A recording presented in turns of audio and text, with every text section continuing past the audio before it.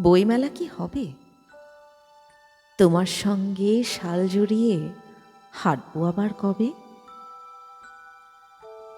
বইমেলাতে হঠাৎ দেখা, চোখের ভেতর চোখ ডুবিয়ে খুঁজবো ভাগ্যরেখা।